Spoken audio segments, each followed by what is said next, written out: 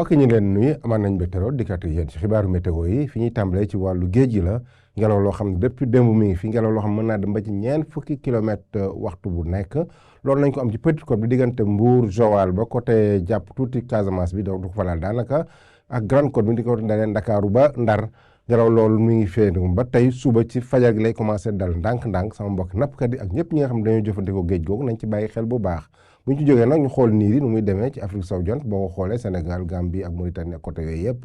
ay niir nañ ko am mais ay niir yu yem rek naaraka niiru noor la parce que day jóge ci géej gi di wàlli ngelaw li nga xam ne day xaw a indi ay guusaay dina laal tuuti réew mi rek mais du am doole fi muy gën a amee doole rek mooy bët gànnaar bi jàpp tuuti ci penku réew mi tey ji ci guddi nag ñu xool guddi gi nu muy demee guddi gi daanaka du sedd Ndakaaru mooy xaw a tane tuuti ak Ndar parce que na am ñaar fukki degré ñaar ba ñaar fukki degré benn fu mel ni Thiès na am ñaar fukki degré ñett Louga na am ñaar fukki degré juróom bu ngi ne ba ci digg réew bi nag ñaar fukki degré juróom benn ba ñaar fukki degré juróom ñett la ñuy am ñaar fukki degré juróom ñett ñu commencé ko am Linguère jàpp tuuti côté Tambacounda Linguère googu sax mooy commencé tàng guddi gi parce que na am fanweer degré ak ñaar loolu moom tàngaay bu fës la tàngaay woowu ñu am ci guddi gi sax mooy ëpp li nga xam dañ koy am ci Ndakaaru bëccëg gi Matam tamit na am fanweer degré ak ñaar fanweer degré ak juróom benn ñu am ko fële ca Bakel guddi gi Tambacounda am ñaar fukki degré juróom ñaar ñaar fukki degré juróom ñett ñu am ko fële ca Kédougou daanaka tàngaayu guddi gu tar sax la ñuy am ci goxaan yi yëpp daanaka mën nañu am ba fanweer degré ak lu tegal na am ay niir nag niir yu xaw yem rek nañ ko am diggante Kédougou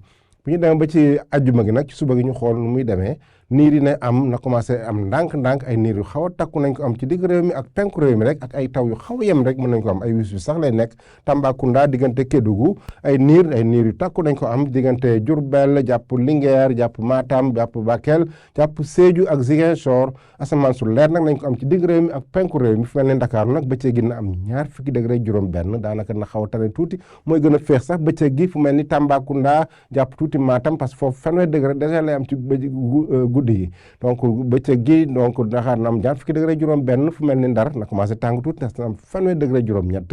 mais nag tàngaar bu fës nañ ko am Podor na am ñeent fukki degré juróom benn daanaka loolu bëriwul lu ñu am mais tàngaay la tàngaay bu fës nañ ko am maanaam vague de chaleur yi nga xam dañ ko doon wax day dëggal rek dëggal réew mi niñ fi am yëpp fu mel ni Linguère tamit ndax fanweer ñeent fukki degré juróom ak ñeent fukki degré juróom ñu am ko Matam ak fanweer degré ñeent fukki degré juróom benn ñu am ko Bakel ak ay niir donc mbokki loolu lañ leen indi loon tey mais bu leen fàtte li ñu wax ci géej gi ngelaw loo xamante mi ngi fi ne ba tey na commencé dal ci fajar gi donc ñëpp ñi nga xam ne dañuy jëfandikoo di géej gi nañ ci bàyyi xel bu baax mbokk yi loolu la ñu doon tey mais bu leen fàtte dem suñu plateforme pour information ñu gën a ràññetle ñu ngi leen dig daje ba suba ak jàmm wasalaam